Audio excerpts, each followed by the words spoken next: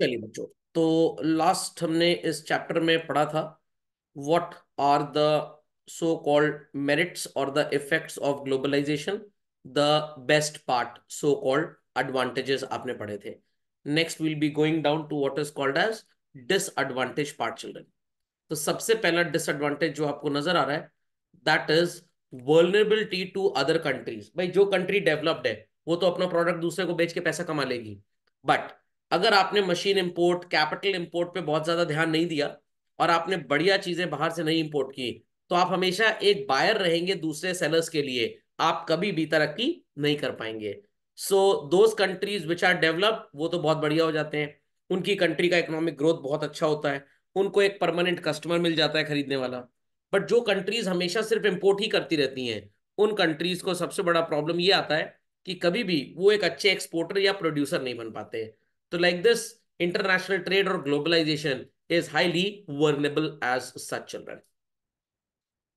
There after so called volatility of markets. एक छोटा सा एग्जांपल लेते हैं। Suppose children, US and India की हम बात करें। इंडिया का जो रुपी है और जो यूएस का डॉलर है, पीपल मस्ट बी नोइंग कि ड्यू टू इन्फ्लेशन, आज अगर आप 100 रुपीज का नोट लेके मार्केट में निकले चिल्ड्रन, हो सकता है इस 100 रुपी के नोट में आपको लेटर से 2.5 kg पोटेटो मिल जाए, एंड आफ्टर से 4 years आपको 100 रुपी में जस्ट लेटर से 1 kg पोटेटो मिलेगा। तो दिस शोज कि जो आपकी करेंसी है वो इन्फ्लेशन की वजह से लेस परचेजिंग पावर शो करती है। यस और नो चिल्ड्रन? गीतिका जी, हार्दिक जी, बात समझ में आई? कृषि की तुषा, वंश, वासिष्ठ। Yes sir. तो आज अगर 100 रुपए में 2.5 किलो आलू मिल रहा है और 4 साल बाद 100 रुपए में 1 किलो आलू मिलेगा, तो एनी हाउ हमारी करेंसी इन्फ्लेशन का शिकार हो गई, तो हम बोलते हैं कि करेंसी डेप्रिशिएट होती है। ऐसे डॉलर के साथ भी होता है। मान लीजिए कि आज आपको यूएस में लेटस से $1 में 2 kg पोटेटो मिलता है चिल्ड्रन, तो हो सकता है कि 4 साल बाद आपको $1 में ही पोटेटो मिलने लग जाए 1 kg। अब ध्यान से मेरी बात सुनिएगा और जवाब दीजिएगा, जितना आपकी समझ अभी तक बोलती है, फिर मैं आपको करेक्ट करूंगा। विच करेंसी डेप्रीशिएट्स फास्टर चिल्ड्रन? रुपी की परचेजिंग पावर ज्यादा गिरी या डॉलर की परचेजिंग पावर ज्यादा गिरी? सोच के बताइए। 100 रुपए में 2.5 किलो आलू आज मिल रहा है, 4 साल बाद 1 किलो मिलेगा। यूएसए में 2 किलो आलू आज मिलता है $1 में, 4 साल बाद 1 किलो मिलेगा। कौन सी करेंसी ज्यादा गिर रही है? Answer children, any answers? Sir Indian rupee. Indian rupee 2.5 kilo से 1 किलो हो जा रहा है। यस और नो? 2.5 किलो से 1 किलो, लगभग we can say there is a reduction of 60%, but here it is a reduction of only 50%। तो जो करेंसी ज्यादा गिरती है उस करेंसी में नुकसान भी ज्यादा होता है। और अगर मैं आपको ऐसा बोलूं कि यूएस में ग्रोथ रेट 2.9% का है, whereas India's growth rate is 7.6%। मतलब यूएस में अगर कोई इंसान 1 लाख $1 लगा दे, तो 1 साल बाद वो 1,02,900 हो जाएंगे उसके ऑन एन एवरेज। इंडिया में अगर कोई 1 लाख रुपए लगा दे, तो ये 1,07,600 हो जाएगा। तो ग्रोथ रेट अगर इंडिया का ज्यादा है तो people would like to invest more in India. इसीलिए आजकल एफआईआई इतना भयंकर बढ़ रहे हैं, और हमारा ये सेंसेक्स जो 72,000 तक जा रहा है, बहुत भरोसा उनको हमारे देश पे, बहुत पैसा वो यहाँ पे लेके आ रहे हैं। तो वैसे ही बच्चों, ये बातें हैं, वॉलेटिलिटी ऑफ मार्केट्स इसी को बोलते हैं। तो जहां पे करेंसी ज्यादा डेप्रिशिएट करती है लाइक रुपी, वहां पे विश्वास कम होता है, और जहां पे करेंसी कम डेप्रिशिएट करती है लाइक डॉलर, वहां पे भरोसा ज्यादा होता है। तो इफ इट इज ऑब्जर्व कि इंडियन रुपी ज्यादा गिर रहा है बट डॉलर इतना ज्यादा नहीं गिर रहा, तो people would invest in so called dollars not rupees. वो यूएस में इन्वेस्ट करेंगे, इंडिया में इन्वेस्ट नहीं करेंगे। But when they notice, when they see कि भाई इंडिया का ग्रोथ रेट 7.6 है और यूएस का 2.9 है, तो झटपट सब लोग इंडिया में पैसा लगाएंगे, ना कि यूएस में लगाएंगे। तो ये बात सबको समझ में आ गई। हमारा स्टॉक मार्केट की अगर बात करें, सेंसेक्स या निफ्टी 57,000 के आसपास था 1 साल पहले, आज 72 हो गया। तो आप बोल सकते हैं अराउंड 30% का गेन है। बट ऐसा नहीं कि सबने 30% कमा लिया, कितनों का पैसा चला भी गया होगा। और यूएस में इतना ग्रोथ रजिस्टर्ड नहीं है। तो जहां पे फ्लक्चुएशन ज्यादा होगा वहां पे अर्निंग भी ज्यादा होंगी। तो that's why volatility of market also promotes international trade. had there been no growth in India, no FII, foreign institutional investor or foreign individual investor would have come to India and invested. तो ये fluctuation ही एक ऐसा cause है जिसकी वजह से लोगों को कमाई का एक जरिया मिलता है। तो आप एक छोटा सा एग्जांपल ऐसे ले लें, गोल्ड का प्राइस दिन में 4 बार फ्लक्चुएट करे और सिल्वर पिछले 4 दिन में 1 बार फ्लक्चुएट किया है, तो आप ज्यादा कमाएंगे गोल्ड में। थोड़ा सा बढ़ा आपने बेच दिया, फिर घटा फिर खरीद लिया, फिर बढ़ा फिर बेच दिया, फिर घटा फिर खरीद लिया, फिर बढ़ा फिर बेच दिया, फिर घटा फिर खरीद लिया। तो दिन में 4 बार आप बाइंग सेलिंग करते हो तो आपकी प्रॉफिटेबिलिटी ज्यादा होती है। और जिस चीज के रेट में फ्लक्चुएशन नहीं होता उसमें प्रॉफिटेबिलिटी भी नहीं होती है। तो वॉलेटिलिटी होना बहुत जरूरी है। तो volatility is a financial term जिसका अंग्रेजी मतलब होता है फ्लक्चुएशन बेसिकली। तो मार्केट जितना फ्लक्चुएट करेगा कमाई के चांसेस उतने ज्यादा बढ़ जाएंगे। समझ में आ गई बात? तो people understood the best part and the worst part of international trade children. चलिए, ग्लोबलाइजेशन ऑफ इंडियन इकोनॉमी। किताब तो बोलती है कि 1991 से नई सो कॉल्ड कहानी लिखी गई, but as of date children MNCs को ज्यादा एडवांटेज है इंडिया में। बट अब जो प्रेजेंट गवर्नमेंट्स हैं दे आर फोकसिंग कि अगर आप इंडिया में अपना प्लांट लगाते हो, अगर आप इंडिया में अपना बिजनेस सेटअप करते हो, तो मोस्ट ऑफ द अर्निंग्स जो आप यहाँ पे कमा रहे हैं वो आपको यहाँ पे ही छोड़ के जानी पड़ेंगी, या हम आपसे उस पर ठीक ठाक टैक्स भी ले लेंगे। वो जमाना था 90s का जब हमने 20-20 साल के टैक्स हॉलीडेज दे दिए, बट कॉमन सेंस की बात है, हमारा मतलब निकल चुका है। तो अब इन्हें बहुत ज्यादा टैक्स हॉलीडे देने की जरूरत नहीं है। तो now the government has imposed huge restrictions as well. So let's understand कि भाई एक्सचेंज रेट रिफॉर्म क्या था, ये तो मैंने आपको बता दिया था। किसी जमाने में हमारे कंट्री में चलता था fixed exchange rate system. For example, अगर इंडिया और यूएस के बीच में ट्रेड हो रहा है चिल्ड्रन, तो गवर्नमेंट ने फिक्स कर दिया that $1 will equal to let us say 60 रुपी। तो चार्म ऑफ ट्रेड खत्म हो जाता है। अगर आप एक एक्सपोर्टर हैं, आपको पता है आज डॉलर का भाव 60 रुपए है और 3 दिन बाद ये 62 हो जाएगा, और आपने $1 लाख के गुड्स एंड सर्विसेज एक्सपोर्ट कर दिए US. Today, the dollar price is ₹60, and you have a strong belief कि after 4 days it will go up to 63. I repeat, it will go up to 63. तो आप अपना पेमेंट यूएस से आज मंगवाएंगे 60 रुपए के हिसाब से, या 3 दिन के बाद मंगवाएंगे चिल्ड्रन 63 के हिसाब से? Answer children, you will get your money transfer today when the dollar price is 60 rupee, or after 3 days when it is expected to go up to 63 rupees. After 3 days। Obvious सी बात है भाई, after 3 days आज $1 lakh in cash करवाते हैं तो 60 लाख रुपए आएगा, और 3 दिन के बाद ये 63 लाख रुपीज हो जाएगा। बट गवर्नमेंट ने कहा नहीं, ऐसा कुछ नहीं चलेगा भाई, rate of exchange is fixed. आप आज मंगवाइए, 3 दिन बाद मंगवाइए, मिलेगा भाई जो हम चाहेंगे 60 रुपए। तो एक्सपोर्टर को उतना इंटरेस्ट नहीं रहेगा। तो ये सिस्टम खत्म करके सिस्टम लेके आए हम फ्लेक्सिबल एक्सचेंज रेट सिस्टम। जब हम एक्सपोर्ट बहुत ज्यादा करेंगे, आई रिपीट चिल्ड्रन, एक्सपोर्ट बहुत ज्यादा करेंगे तो ऑब्वियस सी बात है हमारे पास डॉलर्स आएंगे, और इंपोर्ट बहुत ज्यादा करेंगे तो हमें पेमेंट करना पड़ेगा। तो इन दैट केस कंट्री में जब डिमांड ज्यादा होती है और सप्लाई कम होती है, what is called as US dollars की चिल्ड्रन, तो डॉलर प्राइस गोज अप। और जब डिमांड कम है बट ढेर सारे अमेरिकन हमारे यहाँ कुंभ मेले में गंगा स्नान करने चले आए, बट हमें नहीं चाहिए भाई डॉलर, वो आ रहे हैं अपनी गरज को आ रहे हैं, तो इन दैट केस आरबीआई उन्हें बहुत कम पैसा डॉलर के बदले में ऑफर करेगा। तो इसके ऊपर हम क्लास 12th में बैलेंस ऑफ पेमेंट, एक पूरी यूनिट है 2 चैप्टर की इंटरनेशनल ट्रेड की, उसका वीडियो बना हुआ है, मैं आपको फॉरवर्ड कर दूंगा, आप एक बार उसको भी गो थ्रू कर लीजिएगा। तो यू विल अंडरस्टैंड कि पहले थ्योरीज कैसे चलती थी और अब कैसे चलती है, देखिएगा जरूर उस वीडियो को। देयर आफ्टर चिल्ड्रन पॉलिसी थी कि अगर आप एक इंपोर्टर या एक्सपोर्टर हैं और आपने गुड्स एक्सपोर्ट किया और आपके अकाउंट में डॉलर आ गए, तो you are not allowed up to a certain extent to get it converted into rupee. It was said that the dollars that you have got, आप उसको यूज कर लीजिएगा जब आप इंपोर्ट का पेमेंट करेंगे अपना। बट देयर आफ्टर इन रेस्ट्रिक्शंस को खत्म किया गया और डॉलर को रुपी में कन्वर्ट किया गया, बट पहले ये भी अलाउड नहीं था children. Import was made liberal.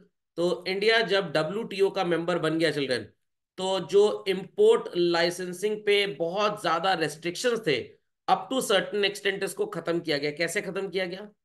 अगर आपको मशीन इंपोर्ट करनी है तो there was no restriction, but if you are about to import some goods children, तो इस पे रेस्ट्रिक्शन होता था। बिकॉज अगर आप इंपोर्ट कर लेंगे गुड्स को, तो जो हमारी डोमेस्टिक इंडस्ट्री है वो पूरी तरह से क्या हो जाएगी? बंद हो जाएगी। फिर यहाँ पे गुड्स बिकेंगे ही नहीं। तो certain restrictions were abolished, duties on imports and exports have been reduced। Actually क्यों एक्सपोर्ट पे और इंपोर्ट पे ड्यूटी रिड्यूस की गई? एक्सपोर्ट पे अगर हम ड्यूटी रिड्यूस करेंगे तो जो हमारा फॉरेन बायर होगा उसके लिए हमारा प्रोडक्ट खरीदना सस्ता हो जाएगा। और अगर इंपोर्ट पे ड्यूटी रिड्यूस करेंगे तो all those machines, capital goods जिन्हें आप बोलते हैं, उनका इंपोर्ट इंडिया में सस्ता होगा। और काफी बिजनेसमैन फॉरेन मशीनरी इंपोर्ट करके best quality goods and services India में सेल कर सकते हैं। चलन, फोटोकॉपी मशीन पता है आपको क्या होती है? I hope so most of the students must have observe what is a photocopy machine. सबने देखी है? Yes sir. तो सबने देखी होगी भाई, फोटोकॉपी मशीन कौन सी बड़ी बात है। इंडिया में फोटोकॉपी मशीन की मैन्युफैक्चरिंग नहीं होती है। जितनी फोटोकॉपी मशीन आपको ऑन एन एवरेज एक जेरोक्स शॉप पे नजर आती हैं, 99% सेकेंड हैंड होती हैं चिल्ड्रन। जो बड़े जेरोक्स शॉप्स वाले होते हैं, जिनके कॉन्ट्रैक्ट्स बड़े बड़े गवर्नमेंट ऑफिस में होते हैं, या जो स्कूल्स होते हैं, only they have the practice to buy new photocopy machine. It ranges up to from say 1.5 lakh to 9-10 lakh की मशीन आती है, डिपेंडिंग अपॉन स्पीड, क्वालिटी और सर्विस आपको कैसी मिल रही है। अब ये सारी मशीन इंडिया में इंपोर्ट की जाती हैं, और कुछ सेकेंड हैंड भी विदेश से चली आती हैं। तो यहाँ के उनको थोड़ा सा रिपेयर करके जो एकदम वॉर्न आउट पार्ट्स होते हैं उनको ठीक कर दिए जाते हैं। तो उसको हम रिकंडीशनड मशीन बोलते हैं basically. Not new, but services ठीक ठाक दे देती हैं वो। तो काफी गवर्नमेंट ने कोशिश की कि भाई पहले जो हमारी import duty on an average 57% थी, उसको रिड्यूस करके 96-97 तक 31% किया गया। फर्दर 17% 11-12 में, और 5% 2018 में। तो ध्यान दीजिए बच्चों, कहा 1991 में it was around 57% and presently it is 5%। और काफी चीजों पे तो इंपोर्ट एग्जाम्पल हो चुका है बेसिकली। तो इसीलिए कम किया गया कि वहां से आने वाली चीजें हमको बहुत सस्ती पड़े। तो ये जो फोटोस्टैट मशीन्स आती हैं, इसमें बहुत बड़ा खेल होता है। कितनी मशीन स्पेयर पार्ट्स के नाम पे आती हैं, और काफी स्पेयर पार्ट्स पे कोई इंपोर्ट ड्यूटी होती ही नहीं है। और अगर 5% भी लग गया तो 1 लाख की मशीन कितने की पड़ेगी भाई? 1,05,000 की। पहले 1 लाख की मशीन 1.5 लाख की पड़ती थी। इसीलिए फोटोस्टैट शॉप बहुत कम थी, और पैसे भी उस समय में अगर वो लोग 50 पैसा लेते थे, तो आज भी लगभग 50 पैसा, 60 पैसा, 1 रुपए में जेरोक्स हो जाता है। तो इसीलिए इन ड्यूटीज को कम किया गया, सो दैट जो भी हमारे यहाँ मशीन खरीद रहे हैं, इंपोर्ट कर रहे हैं चिल्ड्रन, उनके लिए it becomes very very very easy to buy the goods and services, और वो मशीनें खरीद के इंडिया में बेटर आउटपुट दे सकते हैं। FDI, फॉरेन डायरेक्ट इन्वेस्टमेंट, इसमें दो बातें आपको याद रखनी पड़ेंगी।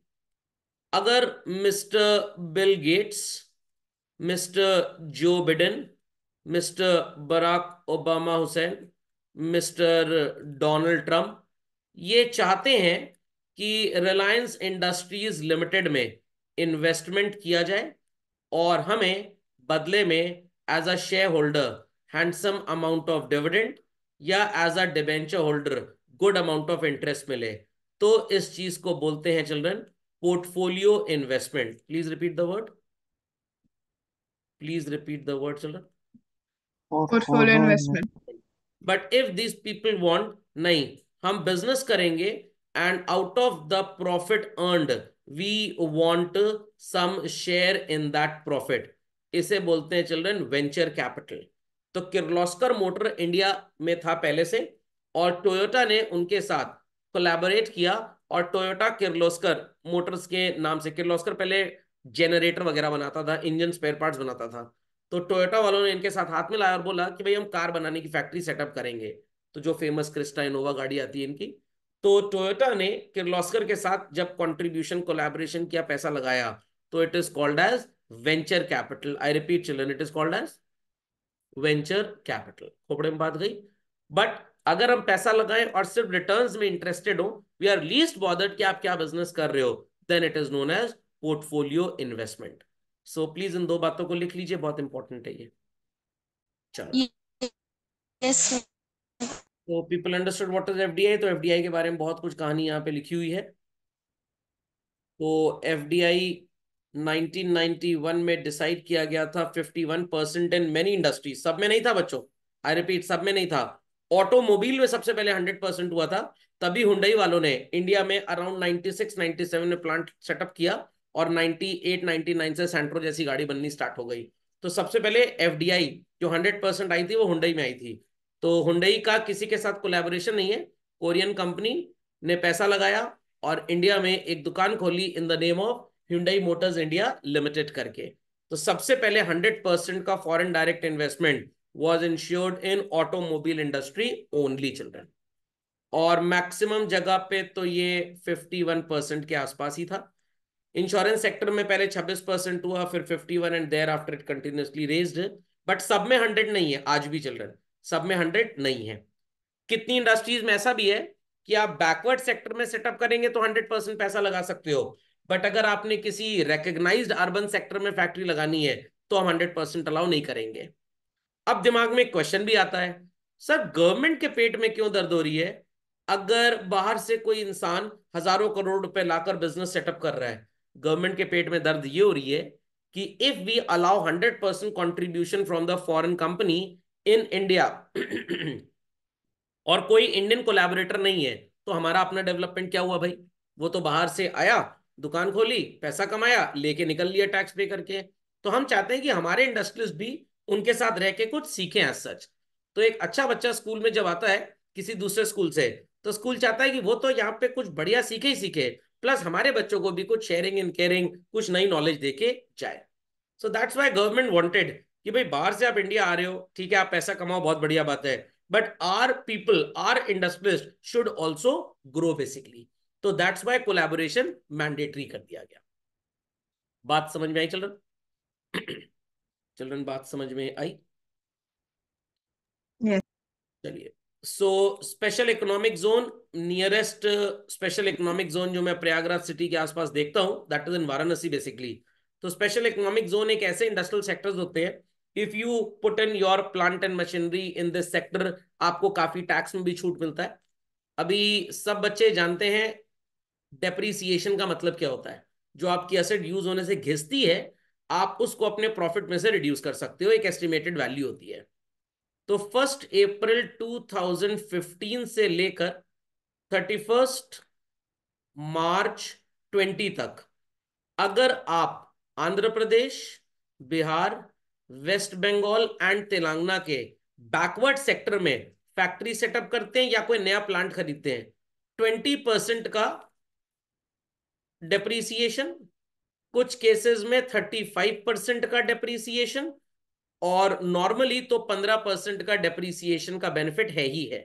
तो 15% का डेप्रीसिएशन सबको अलाउ होगा। आप अपनी प्लांट की वैल्यू का 15% वैल्यू कैलकुलेट करके प्रॉफिट में से गिरा लीजिए। And in certain cases it is 20% extra 15 के साथ, एंड इन सर्टन केसेस 15 के साथ 35% तक का आपको एक्स्ट्रा अलाउंस मिलेगा। तो ये अलाउंस सिर्फ तभी मिलेगा अगर आप इन 4 स्टेट्स में बैकवर्ड एरिया में प्लांट सेटअप करते हैं under section 35 subsection 1 clause 2A of the income tax act के तहत चल रहे हैं। तो ये अमेंडमेंट इनकम टैक्स एक्ट में अप्रैल 2015 मतलब 31 मार्च 2015 के बाद आपने अगर प्लांट एंड मशीनरी सेटअप किया, बट प्रायर 31 मार्च 2020। अब सर ये प्रायर 31 मार्च 2020 क्यों कर दिया गया? भाई 14 में बीजेपी की सरकार आई, उन्होंने 15 में लोगों के फायदे के लिए, इंडस्ट्रीज के फायदे के लिए कानून बनाया कि बैकवर्ड एरिया में इंडस्ट्रीज अपनी फैक्ट्री लगाएं, एरिया डेवलप होगा। उम्मीद थी नहीं कि 2020 में फिर से इलेक्शन जीतेंगे, तो बोला कि बस यहीं तक मिलेगा आपको बेनिफिट। अब उसके बाद फिर जीत गए तो फिर अमेंडमेंट आ जाएगा अगली बार। पोपड़े में बात गई कि नहीं गई? कुछ हो सकता है बड़े बड़े इंडस्ट्रियलिस्ट हो कि भाई हम बढ़िया फंडिंग आपकी कर देंगे, थोड़ा हमारे लिए चिंता करिए, कानून बना दीजिए तो हम भी फैक्ट्री लगा लें, हमें एडिशनल बेनिफिट मिल जाएगा, हमारा भी फायदा भाई, आपको भी फायदा। तो ऐसा भी गवर्नमेंट कहती है, हमारा क्या नुकसान है भाई? तो कहानी समझ में आ गई चिल्ड्रन? कहानी समझ में आ गई? So road development, airport, airlines, real estate, bank, power Yes. Generation, oil exploration, इन सब में अडानी अंबानी क्यों इतना पैसा लगा रहे हैं? Because government is giving them benefits कि भाई आप प्लांट लगाएंगे 50,000 करोड़ खर्च करके, एम्प्लॉयमेंट देंगे लोगों का, हमारे ऊपर से बोझ गिरेगा, हमारी कंट्री प्रोग्रेस करेगी, बाहर से पैसा आएगा, फॉरेन इन्वेस्टर पैसा यहाँ पे लगाएंगे। तो पहले इंडिया में काफी ताला बंद करके, जैसे पुराने जमाने में नहीं होता था, घर की बहू है तो भाई घूंघट में ही चलेगी, चाहे सड़क पे चलते समय लड़ा भिड़ जाए, बट चलना तो घूंघट में ही है। बट अब बहू को बोला जा रहा है नहीं, तुम भी लड़के की तरह जाके जॉब कर सकती हो, बिजनेस कर सकती हो, तो भाई तभी खानदान ग्रो करेगा, when our mental horizons grow basically. So November 2015 में गवर्नमेंट ने इंश्योरेंस सेक्टर में 20% से एफडीआई बढ़ा के चिल्ड्रन 49% कर दिया, और इसके बाद इसको कुछ सेक्टर्स में 74 भी किया गया। कुछ सेक्टर मतलब इंश्योरेंस सेक्टर में। डिफेंस में पहले एफडीआई नहीं चलता था, रेलवेज में और कंस्ट्रक्शन में नहीं चलता था, उसमें भी एफडीआई ला दिया गवर्नमेंट ने। जनवरी 2018 में 100% एफडीआई अलाउ कर दिया, और तभी ये आपको रिलायंस रिटेल वगैरह सब नजर आए चिल्ड्रन। अब मान लीजिए आपने एक बड़ा फेमस गल्फ का ब्रांड है, शायद आपने कपड़े भी खरीदे होंगे यहां से चिल्ड्रन, मैक्स, ये दुबई में बहुत बिकता है। ऐसे ही वहां पे एक कंपनी है रेड टैग करके, मैक्स इनका नियरेस्ट कॉम्पिटिटर है। अभी इंडिया में आने वाला रेड टैग भी 2025-26 के आसपास ये आएंगे, यहाँ पे बातचीत चल रही है गवर्नमेंट से। तो मैक्स इंडिया में कब आया? जब 100% एफडीआई अलाउ हो गया, तो मैक्स ने अपने ढेर सारे शोरूम खोल दिए। तो पहले इन फॉरेन पार्टनर्स को, रिटेल सेंटर्स को बोला जाता था, if you are willing to invest in India, collaborator ढूंढिए। अब भाई हम ही हम हैं, बाकी सब चीनी कम है, तो हम क्यों कोलैबोरेटर ढूंढे? तो कुछ ने तो कोलैबोरेटर ढूंढ के बिजनेस चालू कर दिया। बट अदर्स थॉट कि जब गवर्नमेंट 100% अलाउ करेगी, तभी हम इंडिया में अपने स्टोर्स को और ज्यादा ओपन करेंगे। तो आपने जारा, वीरा मोडा, ये सब, लुई वॉरेटन, कौन से ब्रांड्स हैं, वॉन ट्यूटन बेसिकली, तो ये सारे ब्रांड्स अभी इंडिया में धीरे धीरे करके आ रहे हैं, जब इनको 100% अपना पैसा लगाने का अप्रूवल दे दिया गया। Make in India project government ने लॉन्च किया, पुराने प्रोजेक्ट का नया नाम बेसिकली, कि इंडिया में अगर आप मैन्युफैक्चरिंग सेक्टर खोलते हैं, बाहर से पैसा लेके आते हैं, तो आपको हम और भी बेनिफिट्स दे सकते हैं। Foreign technology, as I said at the very beginning children, 1991-92 में 57% मशीनरी वगैरह पे इंपोर्ट की ड्यूटीज थी, कुछ पे तो 250% थी। बनी बनाई गाड़ियां अगर इंडिया में इंपोर्ट होती थी children, 175% used to be the import duty. मतलब 10 लाख की होंडा सिटी आपको कितने मिलेगी इंडिया में? लगभग 27.5 लाख रुपए में। तब जाके होंडा वालों को अकल आई कि भाई इंडिया में प्लांट लगा लो, क्योंकि 2.5 गुना रेट की गाड़ी तो कोई नहीं खरीदेगा हमसे। और इसीलिए कुछ चीजों पे इंपोर्ट ड्यूटी इतनी ज्यादा लगा दी जाती है कि वो मजबूर हो जाए, इंपोर्ट ना कर पाए हमारे कंट्री के लोग, रादर उन चीजों के प्लांट्स इंडिया में लग जाए। What is the effect of globalization on Indian industry? Multinational corporation दनादन इंडिया में आ गए। Must have heard about Sony, must have heard about Philips, must have heard about LG, must have heard about Nokia, must have heard about Samsung. Samsung ने तो नोएडा में भी 3 साल पहले अपना एक डिस्ट्रीब्यूशन और वो असेंबलिंग सेंटर खोला है। सो ढेर सारे एमएनसीज इंडिया में इसीलिए आए बिकॉज दे न्यू कि भाई यूरोप, चाइना, रशिया, जापान, जहां पे हम बिजनेस कर रहे हैं, वहां पे 4% से भी कम की ग्रोथ है। इंडिया जैसे देश में 7-8% है। वाई? बिकॉज हमारा सबसे बड़ा बेस क्या है चिल्ड्रन? बिजनेस करने के लिए आपको क्या चाहिए? बायर्स। जिसके पास बायर ज्यादा होंगे, उसी का प्रोडक्ट ज्यादा बिकेगा। और इंडिया में टोटल बायर फोर्स जो हमारे पास है, that is more than 141 crore plus. हम अभी नए नए इंडिपेंडेंट हुए हैं, नए नए रईस बने हैं, तो पैसा खर्च करने का एटीट्यूड भी थोड़ा ज्यादा है हमारा, लालची भी है हिंदुस्तानी। आईफोन 15 लॉन्च हो गया तो खरीदना चाहे, 14 ठीक चल रहा था। तो ये सब बातें ट्रिगर करती हैं बाहर की कंपनीज को इंडिया में आने के लिए। घर में एक गाड़ी है, पैसे आ गए, चलो 2 खरीद ली, और पैसे आ गए 3 खरीद ली, चाहे जरूरत किसी की भी ना हो। What it clear? जाना है न्यू ईयर की पार्टी में, तो भाई चलो एक कपड़ा नया खरीद ही लेते हैं। क्यों भाई? नया पहनना है, क्योंकि पैसे हैं हमारे पास। आईटी एंड बीपीओ, बीपीओ का मतलब तो जानते होंगे, it is business processes outsourcing. मैं आपको एक सबसे छोटा एग्जांपल देता हूं बीपीओ का। जैसे बोलते हैं ना कि भाई कृष्णा दुनिया के सबसे पहले मोटिवेशनल स्पीकर थे, और वैसे ही सबसे आसान एग्जांपल बीपीओ का या आउटसोर्सिंग का क्या हो सकता है? कुछ लोगों के घर में होली में पापड़ और गुजिया बनता है, हमारे यहाँ नहीं बनता। हमारे यहाँ खाने वाले 2 ही लोग हैं, वो मार्केट से बाय कर लिया जाता है। तो अल्टीमेटली अपने पापड़ और गुजिया की डिमांड हम कहां से पूरी कर रहे हैं? मार्केट से। बट अगर परिवार बहुत बड़ा है, ढेर सारे लोग हैं, और पता है कम से कम 10 किलो गुजिया का कंजम्पशन है, और बाजार में अच्छी वाली गुजिया जो है 650 रुपए की मिलती है, तो 10 kg would cost how much children? 6500। घर में दो तीन बहुएं हैं, दादी माँ हैं, और पता लगेगा सारा सामान अगर बाजार से खरीद लिया जाए तो 10 kilo gujiya won't cost more than 2000 रुपी। अब 2000 रुपए का सामान तो भाई 6500 में कोई बेवकूफ ना खरीदेगा, तो गुजिया घर में बन जाएगी।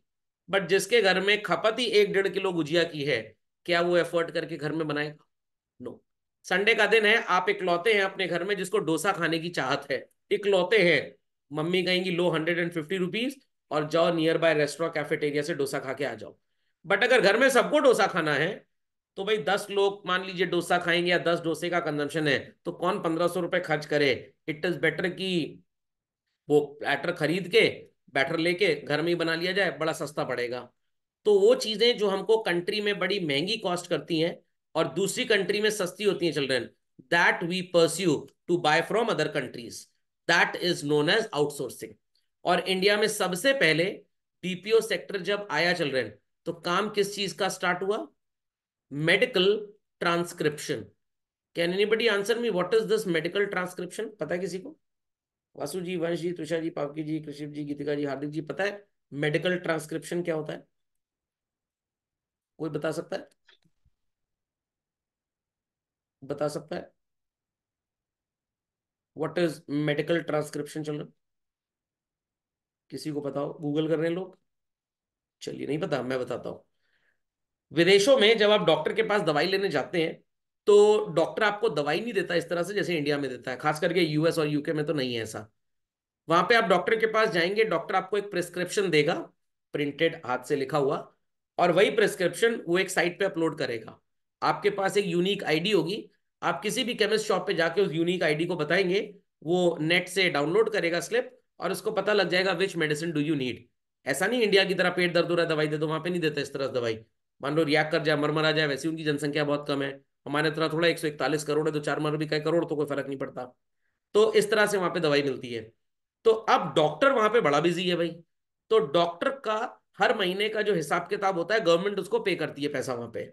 डॉक्टर्स को डेटा गवर्नमेंट को सबमिट करना होता है। तो what the doctors do, doctors के पास वॉइस रिकॉर्डर्स होते हैं, डॉक्टर बोलते हैं और वो रिकॉर्ड हो जाता है, और उस चीज को इंडिया का कोई बीपीओ सेंटर डाउनलोड करता है, और डाउनलोड करके ध्यान से सुनता है, और उस वोकल लैंग्वेज को कन्वर्ट करके टेक्स्ट में पूरा एक्सेल फाइल बना के डॉक्टर को ईमेल कर देता है।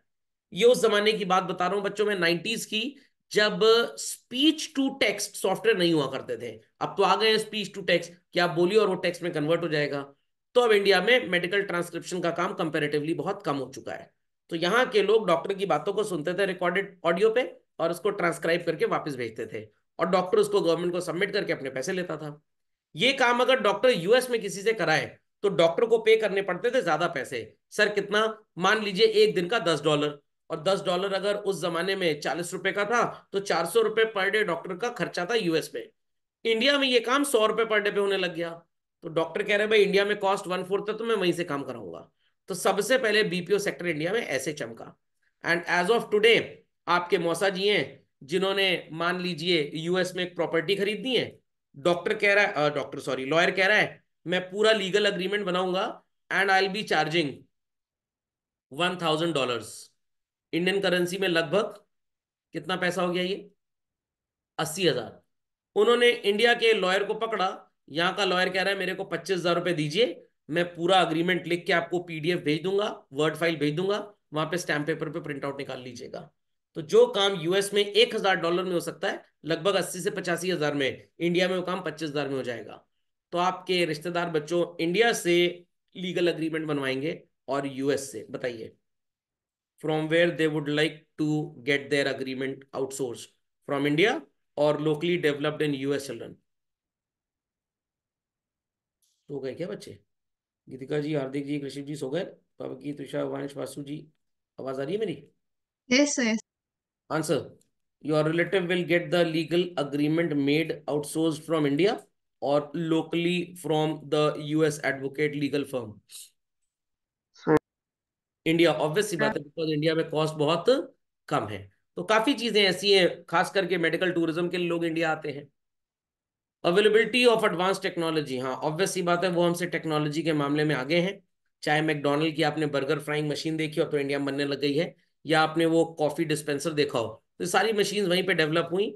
सर इतना वो लोग मशीन पे क्यों बेस्ड हैं भाई, उनके यहाँ पॉपुलेशन कम है, तो वॉशिंग मशीन, बर्तन धोने वाला डिश वॉशर, ये सब वहां क्यों डेवलप हुआ, वहां लोग नहीं मिलते सस्ते, बट हमारे यहाँ सस्ते लोग मिल जाते हैं, तो इसलिए लोग यहाँ पे मशीनों पे काम बहुत कम करने में विश्वास रखते हैं।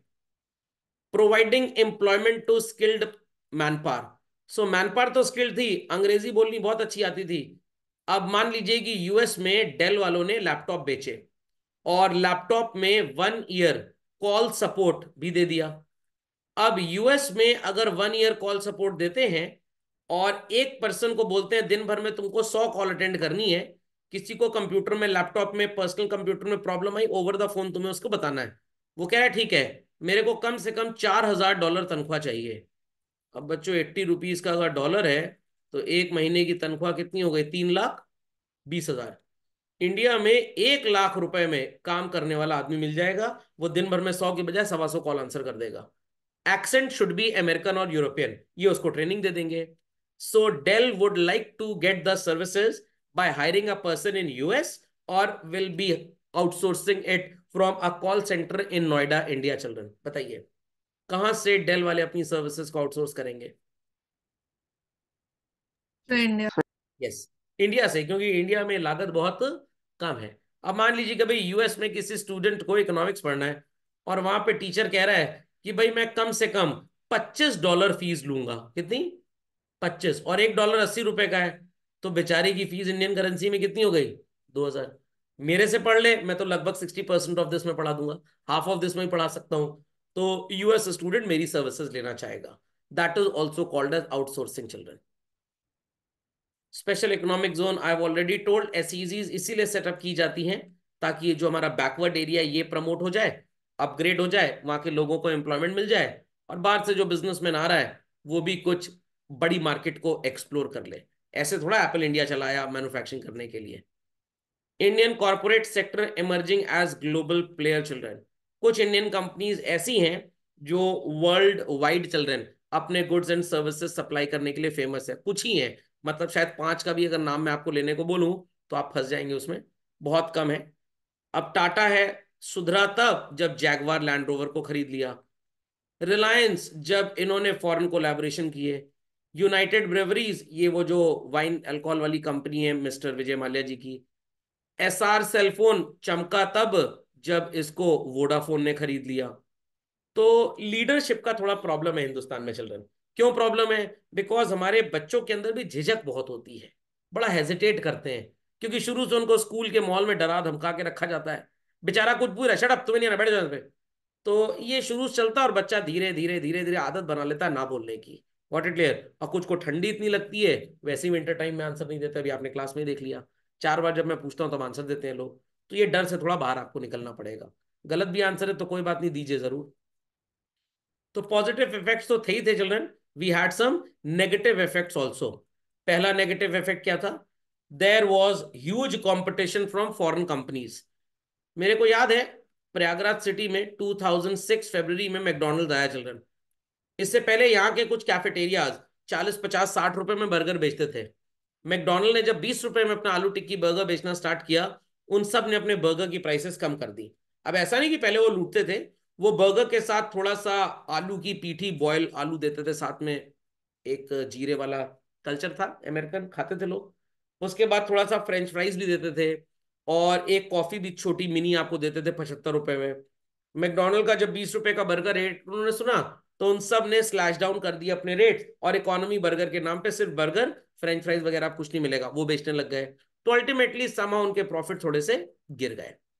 तो एडवर्स इफेक्ट यही था कि मल्टीनेशनल्स इतने सस्ते में सामान बेच देते हैं, और इनकी बिजनेस स्ट्रैटेजी क्या होती है? स्टार्टिंग में कुछ दिन इतना सस्ता बेचो कि मेजोरिटी बायर्स कंपनी के मार्केट से क्या हो जाए, चले जाएं, और उसके बाद हम बाकी सब चीनी कम, देयर आफ्टर हम अपने प्राइस को बढ़ा देंगे।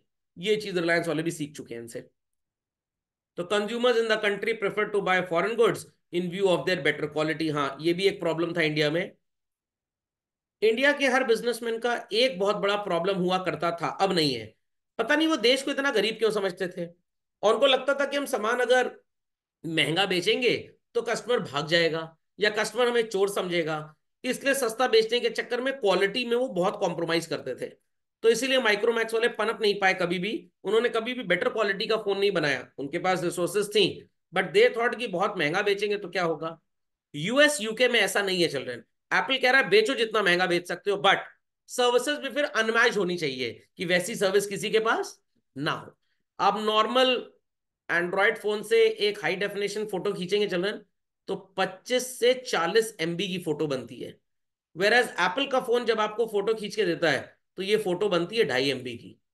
तो एप्पल का 128 GB का मोबाइल फोन जितने फोटो स्टोर कर लेगा, आपको एंड्रॉयड डिवाइस में कम से कम 256, 512 या 1 TB तक चाहिए। तो this is the better thing. Apple का iTunes एक सॉफ्टवेयर है, अगर आप उसके थ्रू अपने लैपटॉप में केबल से कनेक्ट करके सॉन्ग ट्रांसफर करते हैं children, I have used it in Motorola, मेरे पास बहुत पहले एक मोटरोला का फोन हुआ करता था, वो ओपन करने वाला, जैसे आजकल मोटो रेजर आता है ना, एक पुराना भी उनका आता था, वो शाहरुख खान की डॉन थी उसमें था वो फोन। तो उसमें iTunes सॉफ्टवेयर था, मोटरोला ने एप्पल वालों से आउटसोर्स किया था। You want imagine children 100 songs को ट्रांसफर करने में थ्रू वायर हार्डली 1 से 1.5 मिनट लगता था, हार्डली, जैसे वो SSD में डेटा स्पीड होती है। तो ये एप्पल है बेसिकली, क्वालिटी स्पीड जो आपको यहाँ पे मिलेगी वो एंड्रॉयड में नहीं मिलेगी, इसीलिए उसका प्राइस भी है। तो हमारे इंडियन बिजनेसमैन की प्रॉब्लम यही थी, they use to consider Indian consumers as very poor, और सस्ता सामान बेचने के चक्कर में most of the time quality से नेगोशिएट कर जाते थे। आप इंडियन कार्स मारुति को देख लीजिए, 1,000 किलोमीटर चलाने के बाद फर्स्ट सर्विस करानी पड़ती है, वेयर वोक्सवैगन हो गई, टोयोटा हो गई, आप 10,000 किलोमीटर चलाने के बाद फर्स्ट सर्विस कराते हैं, because quality of engine oil that they use वो लॉन्ग टर्म है। तो उनका ये मानना है कि भाई कस्टमर से थोड़े पैसे ले लो ज्यादा, उसको क्वालिटी अच्छी दे दो, ताकि फ्रीक्वेंट इंटरवल्स पे उसको सर्विस सेंटर ना ले जानी पड़े अपनी कार। बट इंडिया में क्या है भाई, समय तो बहुत ज्यादा लोगों के पास, तो ठीक है थोड़े कम पैसे लेके घटिया सामान दे देते हैं। Loss of job in some areas, मैं इस पॉइंट से बिल्कुल अग्री नहीं करता, बट पढ़ा दूंगा कोर्स में क्योंकि। सो plastic toys, electronic goods, battery, capacitor, tyre. Capacitor क्या होता है सर, वो होते हैं ना PCB जो होती है कंप्यूटर की, उसमें pink colour, orange colour, black colour, blue colour के डिवाइसेस लगे होते हैं, इस तरह के प्लास्टिक के चिल्ड्रन, 2 डंडी निकली रहती है इसमें। Tyre, dairy products, vegetables, oil, ये सारा का सारा प्रोडक्ट कौन बेच रहा है, मल्टीनेशनल्स बेच रहे हैं। क्यों? क्योंकि उनकी कॉस्ट ऑफ प्रोडक्शन उन चीजों की बहुत ही ज्यादा सस्ती है। Similarly children, Indian steel industry को भी प्रॉब्लम हुई, बिकॉज काफी फिनिश्ड स्टील चाइना से इतने कम दाम पे आता है जिसको कोई प्रोड्यूस नहीं कर पाता। बट इसमें एक नए प्लेयर आजकल इंडिया में आ गए हैं, अगर आपने सुना हो, आर्सलर मित्तल, दुनिया की सबसे बड़ी स्टील जाइंट। ये भी हमारे इंडियन बिजनेसमैन थे, मिस्टर लक्ष्मी निवास मित्तल। 1999 में इन्होंने BA से ये अपना कैलकाटा में कौन सा कॉलेज है, सेंट जेवियर्स, BA ऑनर्स से पास करके फिर इनका पूरा परिवार शिफ्ट हो गया इंग्लैंड चिल्ड्रन। तो ये अभी इंडिया में नया नया कदम इन्होंने रखा है, और क्योंकि पुराने इंडियन है तो कोशिश कर रहे हैं कि इंडिया को एक बहुत बड़ा स्टील जाइंट आने वाले टाइम में ये बनाए। तो चाइना से बहुत सस्ते में स्टील आता है, इसलिए काफी कंपनीज वो चाइनीज स्टील आजकल यूज करती हैं। बट अगेन जो हमारा steel authority of India limited है, ये भी चुप नहीं बैठा है, ये भी एफर्ट्स ले रहा है कि चाइना के स्टील पे हम थोड़ा सा रिस्ट्रिक्शन लगाएं। Then many foreign competitors children, they have taken over our Indian companies. तो यहाँ के बिजनेसमैन कुछ हद तक थोड़े बेवकूफ टाइप के भी होते हैं, उनको लग रहा है भाई 2,000 करोड़ मिल रहा है कंपनी का, चलो बेच दो, हमने तो 100 करोड़ ही लगाया था। अरे बेवकूफ, ये सोचो जो इंसान 2,000 करोड़ तुम्हें दे रहा है, इसका मतलब तुम्हारी कंपनी में कोई दम है, तभी तो पैसा दे रहा है। तो why not you do hard work and grow further. तो ये भी बेचारे डर जाते हैं। खोपड़े में बात गई चिल्ड्रन, ग्लोबलाइजेशन के इफेक्ट्स पॉजिटिव नेगेटिव दोनों समझ में आ गए चिल्ड्रन, दोनों इफेक्ट समझ में आ गए सबको? Yes. Yes. Yes. There after ये डेटा पार्ट है, इसमें कुछ खास पढ़ना नहीं है, तो ये बस आप एक बार रीडिंग करके लर्न कर लीजिएगा अपने आंसर्स लिखने के लिए क्या चैलेंजेस आए। पूरा डेटा भरा हुआ है चिल्ड्रन इसमें, तो कुछ खास ये है नहीं, सब डेटा ही है इसमें। यस, और कुछ नहीं है। चलिए मैं आपको इन पॉइंट्स को इन शॉर्ट एक्सप्लेन कर देता हूँ। So the first point is acceleration in economic growth. भाई ऑब्वियसली ट्रू, जब भी कोई फॉरेन कंपनी इंडिया में आएगी वो अपना बिजनेस लगाएगी, हाँ ठीक है, कॉम्पीट करेगी हमारे साथ, आगे भी निकल सकती है, बट अल्टीमेटली सारे के सारे वर्कर्स थोड़ा विदेश से उठा के ले आएंगे. Most of the people that they are going to hire will belong to which country children? India only. As a result employment बढ़ जाएगा. इंडस्ट्रियल सेक्टर बढ़ेगा. वाई? क्योंकि वहां से यहाँ जो लोग आए वो खेती करने नहीं आए थे, वो फैक्ट्री लगाने आए थे, तो इसलिए इंडस्ट्रियल सेक्टर की ग्रोथ हुई. नेशनल इनकम किसी जमाने में 90s से पहले मेजॉरिटी प्राइमरी सेक्टर को सबसे ज्यादा कॉन्स्टिट्यूट करती थी, but now a days children manufacturing sector, industrial sector सबसे बड़ा हिस्सेदार है हमारी नेशनल इनकम में. When people get better employment, when more people are employed, their income would children increase or decrease? Answer बच्चों, इनकम बढ़ेगी या घटेगी when more people are employed in the country?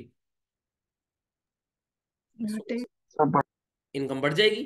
when income will increase, savings will also increase. और जो पढ़े लिखे लोग हैं वो पैसे घर में नहीं रखते, बैंक में, स्टॉक मार्केट में, म्यूचुअल फंड्स में, इंश्योरेंस में पैसा लगाते हैं, तो investments would also increase. Foreign trade ज्यादा होगा because majority foreign companies those are coming to India, वो इंडिया को तो एक बड़ा बायर मानते ही मानते हैं, प्लस यहाँ पे गुड्स एंड सर्विसेज प्रोड्यूस करके they sell to other countries as well. And when they sell to other countries as well, जब हम आगे दूसरे देशों को चीजें बेचेंगे तो हमें उनकी करेंसीज मिलेंगी चिल्ड्रन, तो हमारा जो फॉरेन एक्सचेंज का स्टॉक है, रिजर्व्स है, दैट विल ऑल्सो इंक्रीज. नई फैक्ट्रीज लगेंगी, इंफ्रास्ट्रक्चर बढ़ेगा. पुणे का नाम तो सबने सुना होगा बच्चों, तो पुराना पुणे अलग है, नया पुणे अलग है. पिंपरी छिंजवाड़ करके जो एरिया चल रहे हैं, वहां पे आपको बहुत ढेर सारे फ्लैट्स और बढ़िया रेस्टोरेंट्स, बढ़िया कैफेज क्यों नए नए खुल रहे हैं? बिकॉज ढेर सारा इंडस्ट्रियलाइजेशन है. टाटा का वहां पे ऑफिस है, क्यूमिंस का प्लांट है, क्यूमिंस जो जनरेटर पार्ट्स बनाते हैं, जनरेटर्स बनाते हैं, बजाज वालों का प्लांट है वहां पे. तो ढेर सारी फैक्ट्रीज पुणे के नियर बाय एरियाज में सेटअप हो रही हैं. अब जो लोग वहां पे जॉब करेंगे इंडस्ट्रीज में, ऑब्वियस सी बात है वहीं रहेंगे, दिल्ली थोड़ा दिल्ली अप डाउन करेंगे. सिमिलरली बेंगलुरु हमारे इंडिया का सिलिकॉन वैली है, तो जब 2000 एम्प्लॉयज के लिए फैक्ट्री लगेगी, 4000 लोगों को एम्प्लॉयमेंट मिलेगा, तो भाई उनके बच्चे पढ़ेंगे तो स्कूल चाहिए, बच्चों में टीचर्स जॉब करेंगे, वो एम्प्लॉयज भी कहीं घर पे रहेंगे, झोपड़ी में तो रहेंगे नहीं, तो उनको फ्लैट चाहिए रहने के लिए, तो रियल एस्टेट सेक्टर भी ग्रो करेगा. Educational and health indicators are improving. How? Because people are earning more. पहले घर में अगर 10 लोग रहते थे तो हार्डली 2 लोग कमाते थे, बट आज अगर 10 रह रहे हैं तो 4-6 कमाते हैं उसमें से. तो people are earning more money, तो they have better access to good education and access to good health facilities also. पहले लोग पैथोलॉजी चेकअप तब कराते थे जब डॉक्टर अंकल बोलते थे, अब हर 6 महीने में एक बार करा लेते हैं कि भाई कोई गड़बड़ी तो नहीं चल रही शरीर में. क्यों? पैसे आ गए लोगों के पास. जितना ज्यादा हम लिबरलाइज होंगे, अपनी पॉलिसीज को इजी करेंगे, बाहर से पैसा उतना ज्यादा आएगा. Overseas investment by Indian companies. बाहर की भी कुछ ऐसी कंपनीज हैं जो पहले इंडिया में थी, फिर इंडिया छोड़ के बाहर चली गई थी 91 से पहले, कि भाई गवर्नमेंट बहुत ज्यादा ध्यान दे नहीं रही है. Now they are getting sorry yes they are understanding कि government is giving us better services, government हमें टैक्स में छूट दे रही है, चलो अब चल के इंडिया में प्लांट लगा लेते हैं, तो they are coming back also. Public sector का इंपॉर्टेंस तो एकदम नेग्लिजिबल है. सिविल सर्विसेज छोड़ दीजिए बच्चों, और ये जो बैंक के डायरेक्ट रिक्रूटमेंट एग्जाम्स होते हैं, इसके अलावा इफ एनीबडी इज थिंकिंग कि मैं गवर्नमेंट सेक्टर में, गवर्नमेंट जॉब में अपना करियर बनाऊंगा, वो सिर्फ अपनी सोच के साथ एक खिलवाड़ कर रहा है. तो गवर्नमेंट कह रही भाई हमारा जो काम है अब हम वही करेंगे. किसी जमाने में हम बनिया थे, हमने दुकान खोली और बिजनेस किया, बट गवर्नमेंट का काम है वेलफेयर करना, लोगों से टैक्स लेना, एज अ वॉच डॉग पूरी कंट्री को लेकर एक साथ चलना. ये काम हमारा है, this will definitely do. But जो काम हमारा नहीं, हम उसको नहीं करेंगे. तो over the period of time government ने सबसे पहले रेलवे में इसको बहुत ज्यादा स्टार्ट कर दिया है कि आपकी टीटी की नौकरी तो लग गई, बट सॉरी टू से आप हमारे नौकर नहीं है, आप एक प्राइवेट सेक्टर के ही इंप्लॉय रहेंगे. हम आपको वो सर्विसेज नहीं देंगे जो पुराने गवर्नमेंट स्टाफ को दी जाती थी. वाई? क्योंकि आप हमारे ऊपर एक बर्डन बनते जा रहे हो. सो गवर्नमेंट भी कह रही है भाई चीजों को प्राइवेटाइज करिए, हमारा काम देखने का है, हम देखेंगे वॉचडॉग की तरह, हमारा काम पॉलिसी बनाने का है, हम बनाएंगे, हमारा काम टैक्स कलेक्शन का है, हम बिल्कुल करेंगे, जो हमारा काम है विल डू, बट जो हमारा काम नहीं है हम उसको बिल्कुल भी नहीं करेंगे. तो बात समझ में आ गई सबको भाई?